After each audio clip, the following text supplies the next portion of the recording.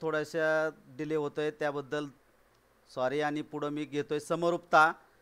तर आता समरूपता प्रकरण पाहताना काल आपण समरूपतेमधले गुणधर्म पाहिले, 4 गुणधर्म अभ्यासले। 4 गुणधर्मावरून आपण प्रमाणाचं मूलभूत प्रमेय सिद्ध केलं। विद्यार्थी मित्रांनो, हे जे प्रमाणाचं मूलभूत प्रमेय आहे फार महत्त्वाचं प्रमेय आहे, म्हणून थोडक्यात त्याची रिव्हिजन करू आणि पुढे जाणार आहे आपण।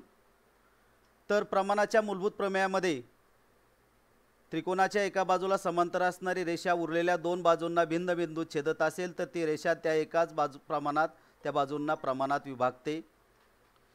आता प्रमाणाचं मूलभूत प्रमेय हे माहिती आहे आपल्याला, फक्त मी त्याची रिव्हिजन घेतोय की त्रिकोण ABC एक काढला,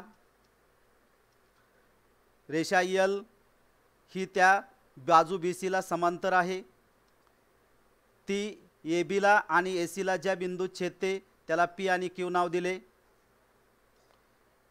जे आकृतीत काढलेलं आहे ते आपण पक्षामध्ये लिहिलं।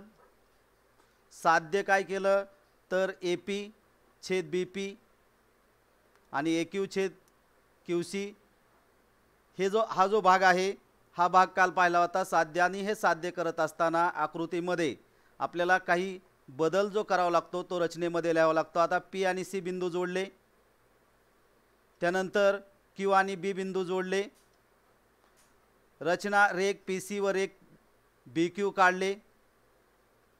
आता सिद्धता देत असताना आपण त्रिकोण APQ घेतला, दुसरा त्रिकोण तुलना करताना PQB घेतला।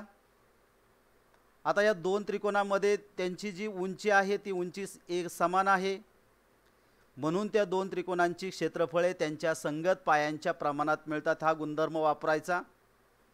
आणि जेव्हा उंची समान असते त्यावेळा दोन त्रिकोणांच्या क्षेत्रफळांचे गुणोत्तर त्यांच्या संगत पायांच्या प्रमाणात असते, म्हणून APQ छेद PQB बरोबर AP छेद PB क्षेत्रफळे पायांच्या प्रमाणात असतात। दुसरा त्रिकोण घेतला APQ, त्याला तुलना करायला PQC त्रिकोण घेतला आणि त्याची जी उंची आहे ती उंची काढली, दोघांची उंची समान आहे। आणि जेव्हा दोन त्रिकोणांची उंची समान असते तेव्हा त्या दोन त्रिकोणांची क्षेत्रफळे पायांच्या प्रमाणात बदलतात, म्हणून APQ छेद PQC बरोबर AQ छेद QC क्षेत्रफळे पायांच्या प्रमाणात बदलतात हे आपण पाहतोय। नंतर आपण पाहतोय की त्रिकोण PQB आणि त्रिकोण PQC, आता हे दोन्ही त्रिकोण हे बाजू BC ला समांतर असणाऱ्या L रेषेच्या मध्ये आहेत, म्हणजे समांतर रेषा आहेत BC आणि L।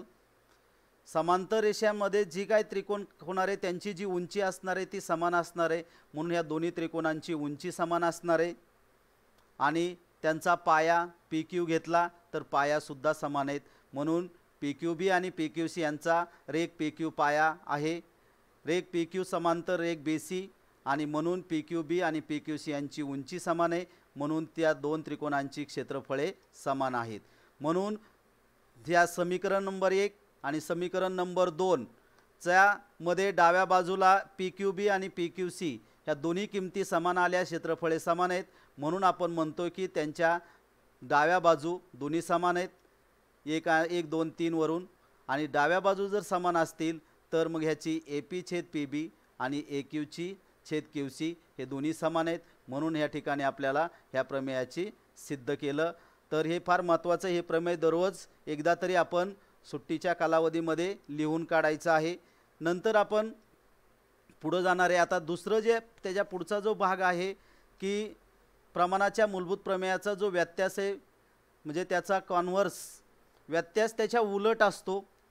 जर एखादी रेषा जर त्रिकोणाच्या दोन बाजूंना भिन्न बिंदू छेदून तर ती एकाच प्रमाणात विभागत असेल तर ती रेषा उरलेल्या बाजूला समांतर असते।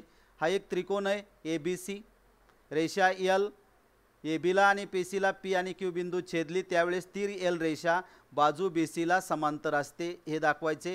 ह्याची सिद्धता आपल्याला प्रत्यक्षपणे द्यायची नाही, या प्रत्यक्ष पद्धतीने देता येणारे रेषा L हे त्रिकोण ABC च्या बाजू AB आणि AC ला अनुक्रमे P आणि Q बिंदू छेदते, म्हणून AP छेद PB आणि AQ छेद QC हे आपल्याला दिलेलं आहे। हे जर दिलेलं इथं दिलेलं आहे छेदत असे प्रमाणात विभागत असेल हे दिलेलं आहे आणि तर पुढचा भाग तर उरलेल्या बाजूला ते समांतर असते म्हणजे उरलेली बाजू कोणती BC तर त्या BC ला समांतर असते हे आपल्याला सिद्ध करता येतं। ह्या प्रत्यक्ष पद्धतीने ह्याची सिद्ध देता येते। ह्याची फक्त माहितीसाठी हा भाग आपल्याला आवश्यक आहे। आता आपण पुढे एक कृती करणार आहे। ती कृती अशी करणार आहे की तिने आपण बऱ्याच वेळा ती कृती केलेली आहे, बऱ्याच आकृत्या काढलेल्या आहे की प्रथम त्रिकोण ABC काढला, त्या त्रिकोणाचा B हा कोण आहे, त्या कोणाचा कोन दुभाजक आपल्याला नेहमीच्या पद्धतीने इथं थोडंसं माप घेऊन कंस काढायचा आणि पुढं निम्म्या ह्याच्यापासून अंतर घेऊन पुढं कंस इकडून कंस असं काढून हा कोन दुभाजक काढला आणि कोन दुभाजकावरून तो D बिंदूत छेदतो म्हणजे त्रिकोणाचा कोन B त्रिकोणाच्या कोन B दुभागला आणि तो AC ला जिथे छेदतो त्या छेदन बिंदूला D नाव दिलं। म्हणजेच हा कोन ABD आणि कोन DBC हे एकरूप होतात का तर किरण BD हा कोन ABC चा कोन दुभाजक आहे आणि कोन दुभाजकामुळे झालेले जे कोन आहेत ते कोन एकरूप असतात हे आपण पाहिलं। आता आपल्याला भाग काही करायचा आहे की आपल्या वहीमध्ये आपण त्रिकोण ABC काढायचा आहे, कोणताही काढा, त्याला असं काय माप घ्यायची गरज नाही, अंदाजे काढा, कसाही काढा, तुम्हाला ती आज कृती करायची। त्यानंतर कोन B चा कोन दुभाजक काढायचा। कोन दुभाजक काढल्यानंतर तो समोरच्या बाजूला ज्या बिंदूत छेदेल त्या छेदन बिंदूला तुम्ही काही नाव देऊ शकता, D द्या, काही द्या, त्या बिंदूला D नाव दिलं मी। आता त्या D मुळे काय झालं तर ह्या ठिकाणी AC चे दोन भाग झाले, AD आणि DC। अशा वेळेस हा AB आणि BC म्हणजे उरलेल्या ज्या दोन बाजू आहेत ह्या दोन बाजूंचं जर आपण गुणोत्तर घेतलं आणि ह्या D मुळे झालेले ह्या AC चे जे दोन भाग आहेत त्यांचं गुणोत्तर घेतलं तर ते गुणोत्तर आपल्याला समान येतं। जवळजवळ आता जरी आपण आकृती काढली त्याच्यात थोडी जरी एरर राहिली तरी त्यांची गुणोत्तर ही जवळ सारखीच आल्याची आपल्याला लक्षात येईल। अशा एक आपण आज 4-5 वेगवेगळ्या त्रिकोणांवर हा प्रयोग करायचा आहे आणि त्यांची माप लिहायचेत आणि नंतर उद्या ते आम्हाला सांगायचेत किंवा आपल्यालाच एक ते काढल्यानंतर ते म्हणजे म्हणजे काढून आपण जर कृती केली तर आपल्याला निश्चितच त्याच्यातनं एक आनंद मिळणार आहे की खरंच हा जो गुणधर्म दिलेला आहे तो गुणधर्म बरोबर आहे की नाही। म्हणून आपल्याला हा AB छेद BC म्हणजे ह्या बाजूंचं ज्या उरलेल्या बाजू आहेत त्या बाजूंचं गुणोत्तर आणि ज्या ठिकाणी D बिंदूने AC ला म्हणजे दोन भाग केलेले आहेत त्या बाजूंचं गुणोत्तर, ही गुणोत्तर आपण कृतीद्वारे काढणार आहे आणि ते केल्यानंतर दोन्ही गुणोत्तर जवळजवळ सारखे आहेत हे आपल्याला अनुभवायला मिळणार आहे आणि प्रत्यक्ष आपण जर कृती करून ते अनुभव घेतला तर वेगळ्याच प्रकारचा आनंद आपल्याला मिळणार आहे। याच त्रिकोणाचे इतर कोन दुभागा म्हणजे A कोन दुभागा किंवा C कोन दुभागा किंवा तुम्ही जे नावं द्याल ते कोन दुभागा आणि त्यांची गुणोत्तर काढा, ती गुणोत्तर सुद्धा समान येतात। थोड्याफार आकृती काढताना किरकोळ थोडीशी त्रुटी राहणार आहे पण ती त्रुटी फार कमी ह्याच्यात असणार आहे आणि हे जर आपण केलं आणि अनुभव घेतला तर आपल्याला निश्चितच एक वेगळ्या प्रकारचा आनंद मिळेल आणि पुढचं जे प्रमेय आपण पाहणार आहे त्या पुढच्या प्रमेयाची ह्या कृतीद्वारे एक म्हणजे मार्ग तयार होणार आहे की पुढचं प्रमेय काय सांगतंय आपल्याला, तर आपल्याला हे या ठिकाणी अनुभवता येणार आहे। मग आता दोन्ही गुणोत्तरे जवळजवळ सारखी आली हे आपल्याला अनुभवायला मिळालं आणि त्या त्रिकोणांचे इतर कोन दुभागाने आपण कृती करून पाहणार आहे। आता पुढचं जे प्रमेय आहे फार महत्त्वाचं प्रमेय आहे, ते पण परीक्षेला विचारलं जाऊ शकतं, तर आपण जाणून घेऊया त्रिकोणाच्या कोन दुभाजकाचे प्रमेय, theorem of an angle bisector of a triangle.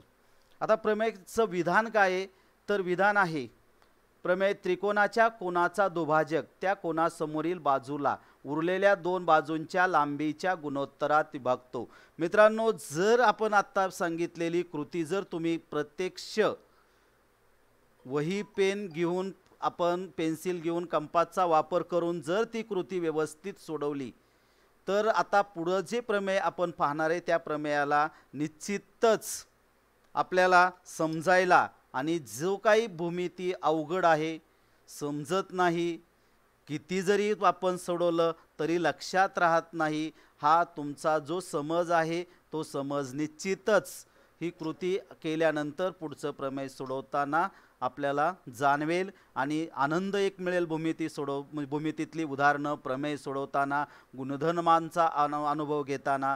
तर आता ह्या प्रमेयाचं दोन भागात विभागणी करू. त्रिकोणाचा कोणाचा दुभाजक, याचे पहिला शब्द म्हणजे एक त्रिकोण आहे. आपण एक त्रिकोण घेतला, त्या त्रिकोणाला नावं देऊ ए बी सी.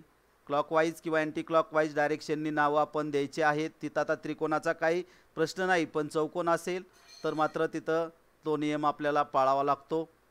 तर हा त्रिकोण ए बी सी काढला. कोणाचा दुभाजक, कोणता कोण, कोणताही घेऊ शकता. मग आता मी इथं सी कोण घेतलाय, तर ह्या सी कोणाचा दुभाजक काढला आणि तो ए बीला ई बिंदूमध्ये छेदतो. आता मित्रांनो इथं काय झालेलं आहे, तर हा कोण दुभागल्यामुळं कोण ए सी ई आणि कोण बी सी ई हे दोन कोण एकरूप झाले. म्हणजे आपण जी कृती केलती त्या कृतीप्रमाणेच आपण जाणार आहे. त्या कोणासमोरील बाजूला म्हणजे या कोणासमोरच्या बाजूला त्याने विभागलेलं आहे. तर कसा विभागतो तो, तर उरलेल्या बाजूंच्या लांबींच्या, म्हणजे उरलेल्या कोणत्या बाजू आहेत ए सी आणि बी सी, ह्या बाजूंच्या लांबींच्या प्रमाणात तो विभागतो. हे आपल्याला ह्याच्यावरून दिसतंय. म्हणून आपण पक्ष इथं जे आकृतीत काढलेलं आहे एवढं पक्षात लिहिणार आहे की त्रिकोण ए बी सी च्या कोण सीचा इथं डबल झालेलं आहे माझ्याकडून, दुभाजक रेख ए बीला ई बिंदूत छेदतो. हा भाग आपण जेवढी जशी आकृती काढली की लगेच त्याचा पक्ष लिहून टाकायचा. ही जी आकृती आहे ही आकृती आता पुढचं जे भाग आपल्याला सिद्ध करायचा आहे त्याच्यासाठी कमी पडते.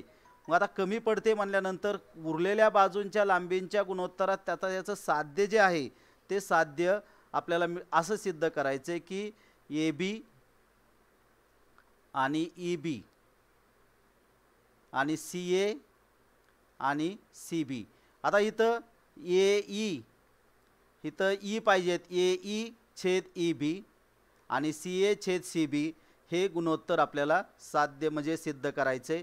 तर त्यासाठी रचना करावं लागणार आहे. तर हा सी ई जो आहे त्याला ह्या एक समांतर अशी बी बिंदूतून एक रेषा काढायची. ती रेषा त्या रेषेला आता ही जी दुसरी रेषा आहे ही रेषा त्याला छेदते आणि त्या दोन्ही डी बिंदू छेदतात. म्हणजे ए सी आपल्याला वाढवायचा आहे. पहिल्यांदा बी काढले, मी परत एकदा पाठीमागे येतोय.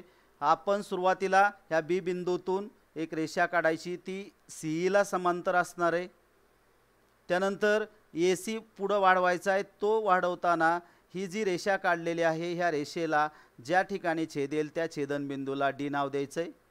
आता हे दिल्यामुळं आता ह्या ज्या समांतर रेषा आहेत आणि आता ए डी काय होणार आहे त्यांची छेदिका रचना. बिंदू बी मधून किरण सी ला समांतर रेषा काढली, ती वाढवलेल्या ए सीला डी मध्ये छेदते.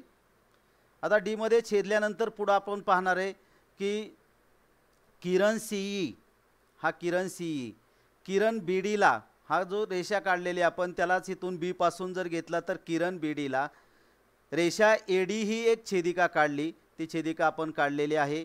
आणि आता त्या ठिकाणी कोन ए सी ई हा दाखवलेला आहे मी इथं. हा कोन आता दोन समांतर रेषांचा गुणधर्म आपण अभ्यासलेला आहे की दोन समांतर रेषांना जर एका छेदिकेने छेदले असता होणारे संगत कोन हे एकरूप असतात. मग आता मला सांगा की ह्या ठिकाणचा हा ए सी ई आणि कोन सी डी बी हे दोन्ही समांतर रेषांना ए डी छेदिकेमुळे छेदल्यामुळं झालेले हे दोन संगत कोन आहेत. आणि ते संगत कोन ए सी ई एकरूप कोन सी डी बी हे दोन संगत कोन आहेत आणि ते संगत कोन एकरूप असतात. ह्या आपण 8वीला तीन समांतर रेषांचा गुणधर्म अभ्यासलाय, 9वीलाही तो तीन समांतर रेषांचा गुणधर्म अभ्यासलाय आणि त्याचा वापर आपल्याला इथं आता ह्या प्रमेयामध्ये केलेला आहे की हा ए सी ई कोन आणि कोन सी डी बी हे संगत कोन आहेत आणि ते एकरूप आहेत. आता त्यानंतर मी ही एक सी बी बी आणि सी बिंदूतून जाणारी रेषा काढली.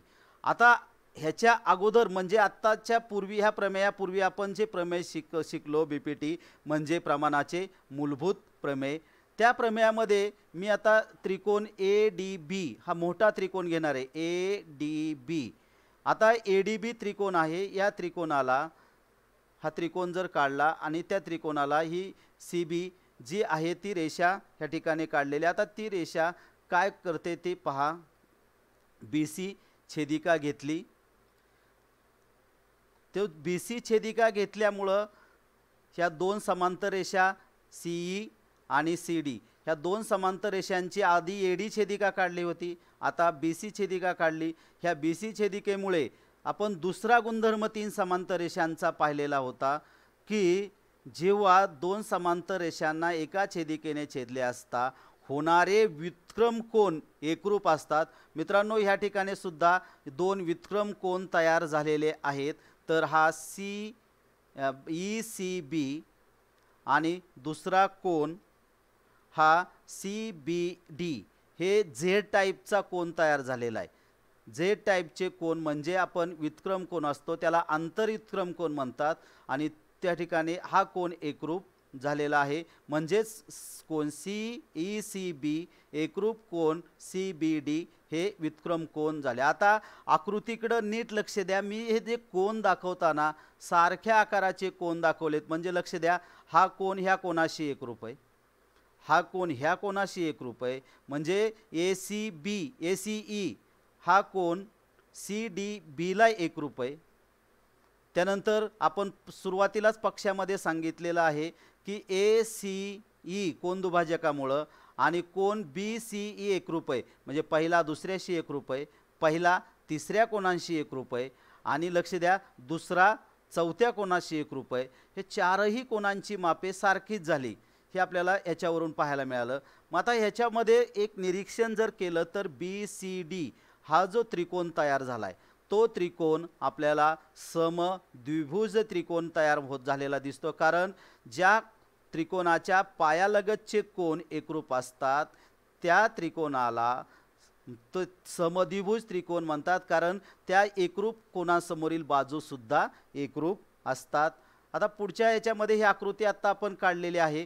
कारण आकृती प्रमेय लिहिताना नेहमी डाव्या पानावर लिहायचं आणि त्याचा राहिलेला भाग उजव्या पानावर येतो, म्हणून मी आकृती समोर ठेवलेली. कारण आकृती पाठीमागं ठेवायची म्हणलं तर प्रमेय थोडंसं अवघड जातं. मग आता ह्या ठिकाणी परंतु कोन ए सी ई एकरूप कोन सी ई ही पक्षामध्ये आत्ता आपण त्याची माहिती घेतली. आता कोन सी बी डी हा कोन सी बी डी आणि कोन सी डी बी हा सी डी बी हे 2-3 वरून आपल्याला लक्षात येते की हा कोन आणि हा कोन एकरूप झाला. मग आता हा एकरूप असेल तर त्रिकोण सी बी डी हा सी बी डी हा समद्विभुज त्रिकोण होतो आणि त्याच्या ज्या बाजू आहेत आता निळ्या रेषेने दाखवलेल्या आहेत रेषाखंडाने, तर त्या एकरूप असणार आहेत. ही एकरूप आहे आणि ही एकरूप आहे. का तर समद्विभुज त्रिकोणाचा गुणधर्म सांगतो की पायालगतचे कोन एकरूप असतील तर त्या कोणासमोरील बाजूसुद्धा एकरूप असतात. म्हणून बाजू सी बी एकरूप बाजू सी डी म्हणजे ही सी बी आणि सी डी एकरूप झाल्या. आता एकरूप कोणासमोरील बाजूचा गुणधर्म म्हणून सी बी बरोबर सी डी हा चौथं विधान आपल्याला मिळालं. आता आपण पुढे जाणार आहे की त्रिकोण ए बी डी हा मोठा त्रिकोण ए बी डी ह्या मोठ्या त्रिकोणामध्ये ही जी ई सी आहे ही बाजू बी डीला समांतर आहे. मी ई सी थोडीशी वाढवली. आता ह्या ठिकाणी मला तुमच्या लक्षात येईल की ए बी डी हा एक त्रिकोण आहे. आता बाकीचा इथला हा जो पार्ट आहे हा थोडासा आपण ड्रॉप करूया आणि फक्त ह्याचा विचार करूया. ए बी डी त्याची ही ई सी छेदिका आहे आणि ह्या छेदिकेमुळे ही कुणाला समांतर आहे, कारण सी ई काढतानाच आपण बी डीला समांतर काढलेली आहे. मग आता ही ह्याला समांतर आहे. आपण प्रमाणाचं मूलभूत प्रमेय पाहिलेलं होतं की एका बाजूला समांतर असणारी रेषा इतर दोन बाजूंना भिन्न बिंदूत छेदत असेल तर ती रेषा त्या बाजूंना म्हणजे ज्या बाजूंना छेदलेले त्या बाजूंना प्रमाणात विभागते, म्हणून आपल्याला इथं असं म्हणता येईल की AE छेद AB आणि AC छेद CD हे आपल्याला म्हणता येईल. ही समांतर रेषा दाखवली, म्हणून प्रमाणाच्या मूलभूत प्रमेयानुसार AE छेद EB बरोबर AC छेद CD हे प्रमाणाचं मूलभूत प्रमेय वापरला. ह्याचं उपयोजन इथं केलेलं आहे आपण प्रमाणाच्या मूलभूत प्रमेयाचं. म्हणजे मित्रांनो पहिलं प्रमेय आपल्याला आलं, म्हणून मी तुम्हाला वाटत असेल की परत परत ते प्रमेय का रिपीट केलं, तर त्या प्रमेयाचं आपल्याला प्रत्येक ठिकाणी कसा वापर करायचा ते इथं वापर करायचा आहे. आत्ता सकाळी आपण पाहिलं आणि नंतर ते लगेच लक्षात राहावं म्हणून त्या ठिकाणी मित्रांनो घेतलेलं आहे. आता त्या ठिकाणी AE छेद EB बरोबर AC छेद CB. आता AC छेद CB का घेतलं, तर इथं हा जो CD आहे आणि हा CB हा एकरूप आहे. तिथं आपण म्हणलं CB बरोबर CD चौथ्या विधानावरून, आणि पाचवं विधान जिथं आहे त्या CDच्या जागेवर CB टाकला, आणि आपल्याला साध्यामध्ये तेच विचारलं होतं की AE छेद EB बरोबर AC छेद CB. म्हणजे ह्या ठिकाणी आपल्याला ह्या प्रमेयाची सिद्धता मिळाली.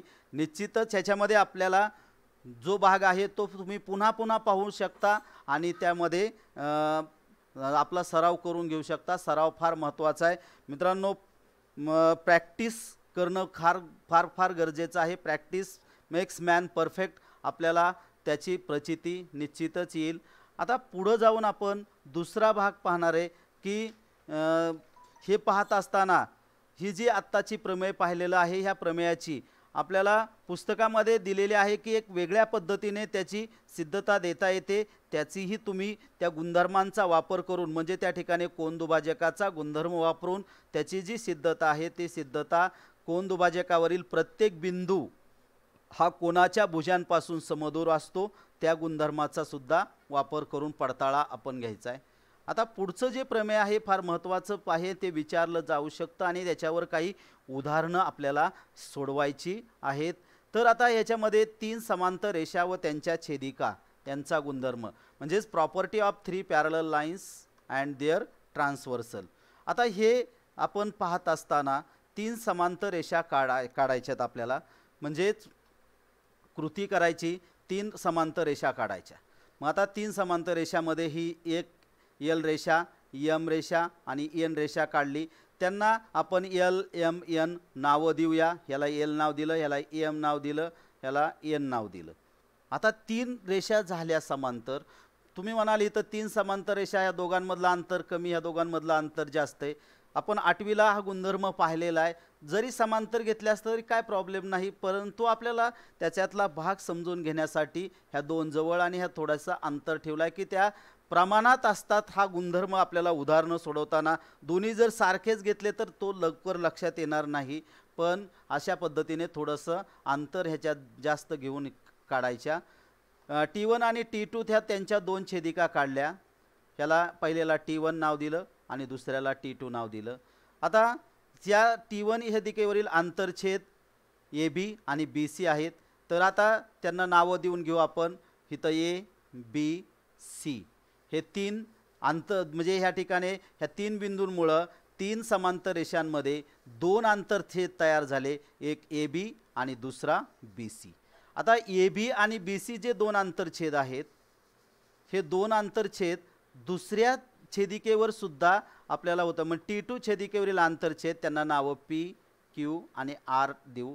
आता PQ एक आंतरछेद तयार झाला आणि QR एक आंतरछेद तयार झाला. म्हणजे हा AB आंतरछेद लाल रेषाखंडाने दाखवला, हा निळ्याने BC दाखवला, PQ लालने दाखवला आणि जांभळ्या रंगाने आपण हा QR दाखवलेला आहे.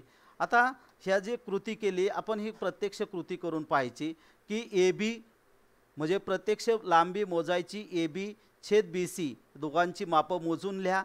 PQ छेद QR मापं मोजून लिहा. कृती करा आणि ही जर कृती करून यांची AB छेद BC आणि PQ छेद QR हे प्रत्यक्ष काढून पहा आणि त्यावेळेस आपल्याला खात्री पटेल की त्या दोन्हीही पहिल्या छेदिकेवरच्या आंतरछेदांचं गुणोत्तर दुसऱ्या छेदिकेवरच्या आंतरछेदाच्या गुणोत्तरा एवढं येतं. हे आपण प्रत्यक्ष कृती वहीवर आज करायची. प्रत्यक्ष मोजायची मापं ए बी आणि बी सी, पी क्यू आणि क्यू आरची आणि त्यांचं गुणोत्तर काढायचं आणि गुणोत्तर काढल्यानंतर प्रत्यक्ष ते गुणोत्तर सारखं येतंय का ह्याचा स्वतः अनुभव घ्यायचा आहे. तर ए बी छेद बी सी आणि पी क्यू छेद क्यू आर ही गुणोत्तरे काढली आणि ती जवळपास थोडीशी एरर जर राहिली आपल्याकडून तर थोडीशी हे करतात आणि ॲक्युरेट काढली तर निश्चितच ते दोन्हीही गुणोत्तरं सारखीच आल्याचे आपल्याला जाणवेल आणि एक वेगळ्या प्रकारचा भूमितीमधलं जे मनोरंजन आहे, आनंद आहे, तो आनंद आपल्याला ह्याच्यामधून घेता येणार आहे. मित्रांनो, हा तिसरं जे प्रमेय आहे, आत्ता जी कृती केली त्या कृतीवरच आधारित हे प्रमेय आहे. तर ह्या प्रमेयामध्ये आपल्याला सांगितले 3 समांतर रेषांनी एका छेदिकेवर केलेल्या आंतरछेदांचे गुणोत्तर. मग आता 3 ज्या समांतर रेषा आहेत त्या समांतर रेषांमध्ये ही एक एल रेषा आहे, दुसरी यम रेषा आहे आणि तिसरी यन रेषा आहे. 3 समांतर रेषांनी एका छेदिकेवर, आता त्याची एक छेदिका, त्या 3 समांतर रेषा काढल्या, रेषा यल समांतर रेषा यम, रेषा समांतर रेषा यन. आता त्यांची ही एक छेदिका काढली, त्या छेदिकेला T1 नाव दिलं. एका छेदिकेवर केलेल्या आंतरछेदांचे गुणोत्तर.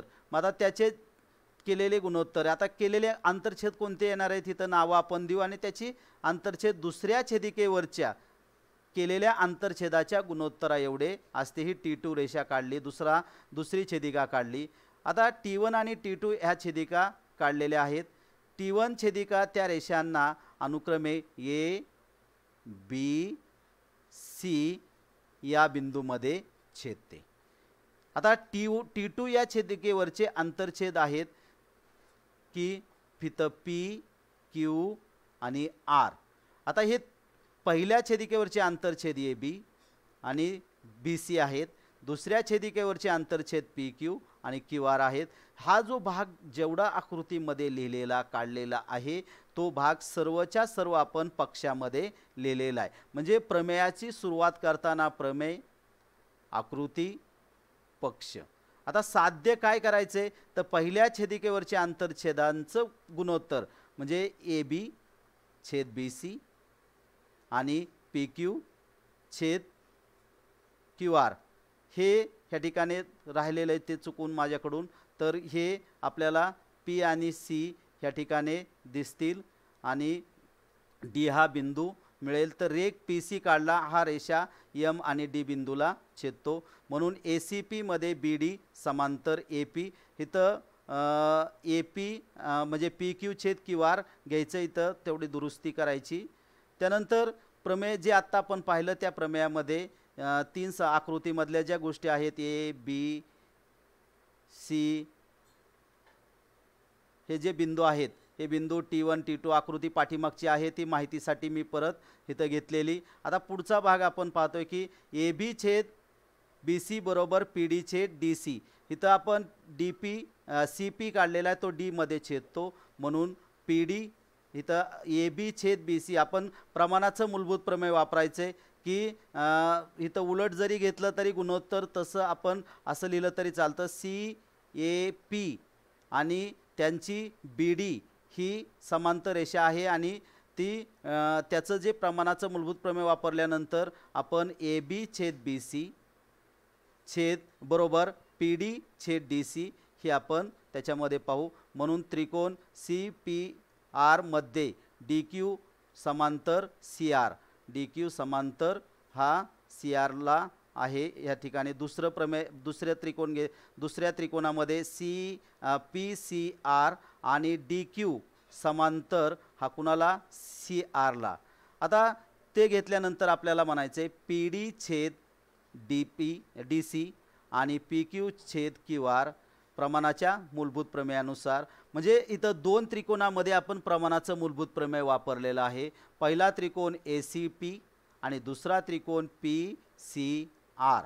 आता पहिलं जे गुणोत्तर आलेलं आहे त्या गुणोत्तरामध्ये ए बी छेद बी सी बरोबर पी डी छेद डी सी हे पहिलं समीकरण आहे. दुसऱ्या समीकरणामध्ये पी डी छेद डी सी बरोबर पी क्यू छेद क्यू आर हे दुसरं प्रमाणाचं मूलभूत प्रमेय आपण वापरला. तर या 2 समीकरणांमध्ये जर आपण विचार जर केला तर त्याच्यामध्ये आपल्याला काय दिसतंय तर ह्याच्यामध्ये पी डी छेद डी सी, ह्याच्यातसुद्धा पी डी छेद डी सी आला. म्हणजे लक्ष द्या, आपण जे गुणधर्म पाहिलेले आहेत की पहिलं गुणोत्तर दुसऱ्या गुणोत्तराशी आणि दुसरं गुणोत्तर तिसऱ्या गुणोत्तराशी एकरूप असेल तर पहिलं तिसऱ्याशी एकरूप म्हणजे बरोबर असतं. हे आपण पाहिलेलं आहे गुणधर्म, तो इथं वापरायचा. म्हणून ए बी छेद बी सी बरोबर पी डी छेद क्यू आर हा गुणधर्म आपण पाहिला. आणि त्याच्यानंतर इथला जो पी क्यू छेद क्यू आर आहे तो ह्याच्याशी घेतला. म्हणजे समीकरण 1 आणि 2 वरून आपण म्हणू शकतो की ए बी छेद बी सी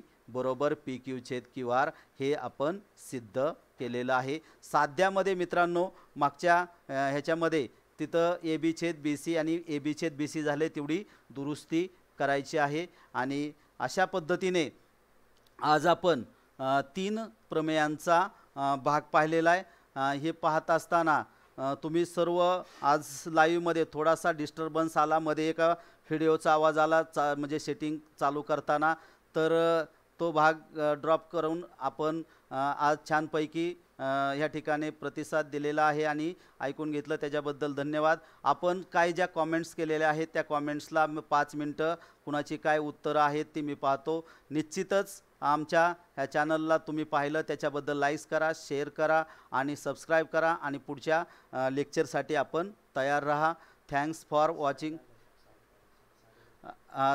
पुढचं जे आहे ते आपल्याला आत्ताचं जे व्याख्यान नंतर गणिताचं चालू होणार आहे, लिनियर इक्वेशन राहिलेला भाग जो आहे तो आपल्याला होणार आहे. आणि त्याच्यानंतर ते संपल्यानंतर आपल्याला आज विज्ञान भाग 2 मधलं सजीवांची जीवन प्रक्रियामधला जो भाग तिसरं जे प्रकरण आहे त्या प्रकरणावर छानपैकी एक मार्गदर्शन आपल्याला आज उपलब्ध झालेलं आहे आणि ते आपल्याला मिळणार आहे.